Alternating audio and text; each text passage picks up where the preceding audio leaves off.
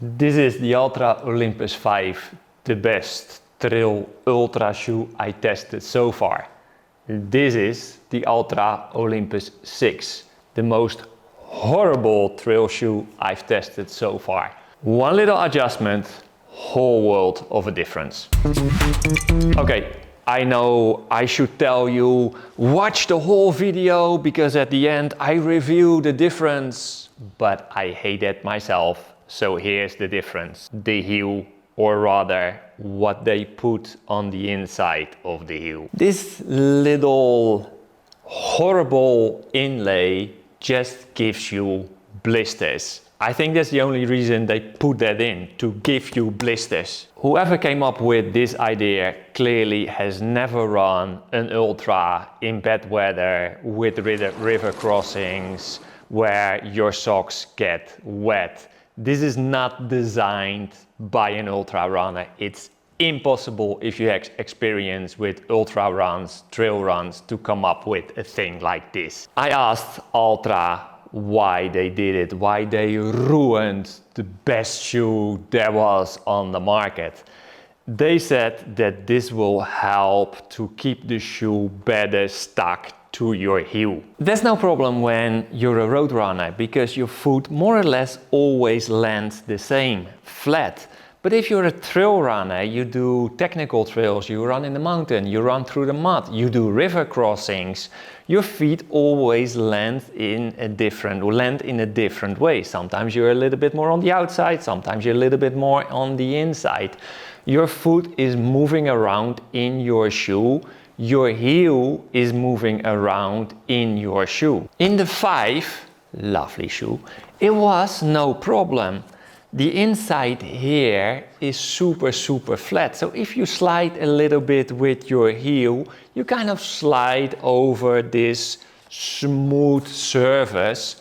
No problem, even when your sock gets wet, no problem at all. In the 6, because this rough material, your foot doesn't slide, it kind of like really moves a tiny little bit against it, you just get blisters. There is only one suitable place for this Altra Olympus 6. That's it. So what makes the Olympus 5 such a good shoe? There are a few things I always look at. If you have wide foot like I have, you will love Altra's vision. If you don't know Altra yet, they have this extremely spacious toe box. So your toes can actually move around and your foot can do what it's meant to do, act as kind of like this spring to propel you forward. If I take the Innovate for example, if you just look at the shoe, how the toe box is built, it's totally different. You see it from the other side as well. The whole shape of the toe box is different, giving your toes room to move. Where the toe box is nice and spacious, if you go more to the middle part of the shoe, it still feels and fits snugly. And the heel, the way it was in the old Olympus, fits nice around your foot as well. So if you have a wide foot, this is a nice fit. Shoe size, there's one thing to be aware of. Up until the Olympus 5, Altra was having kind of like the same shoe size as, for instance, a Brooks. If you have size 48, like I have European size in Brooks, you fit a size 48 in Altra. When they created the Olympus 6, they went down half a size. I checked with them in Chamonix and they confirmed that for some unclear reason, they decided to downsize. So now if you get 48, it doesn't fit that nice anymore. You have to go a size bigger. So now if you bought Altra in the past, let's say a year ago, and they fit nice. If you're not gonna buy an Altra, be aware, because of the resizing, you need half a size to a size bigger. If we talk about cushioning, Altra is kind of like known as a brand that goes for minimalistic shoes, so they don't offer that much cushioning.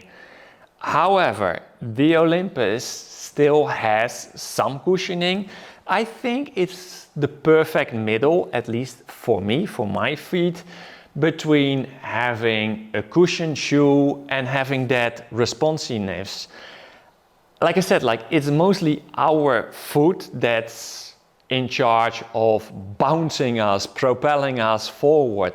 So the more cushioning we have, the more we take away from the bounciness, the more we take away from this forward propelling movement. The Altra shoes have it. I know it's not the most important thing on the trail, because if you run through soft sand or you run through mud, you don't have a lot of propelling forward anyway. But for instance, when you run something like the Chianti Ultra, where you have a lot of those famous white gravel roads, you benefit from a little bit of forward movement that your shoes allows. So you want to have something that soft enough to land, but hard enough to actually have that forward motion. The Olympus did. That's why it made the Olympus 5 such a nice shoe. As for the grip, the locks aren't the biggest locks, but I did the UTMB CCC on these shoes. I always felt in control, even on the downhills that were more technical.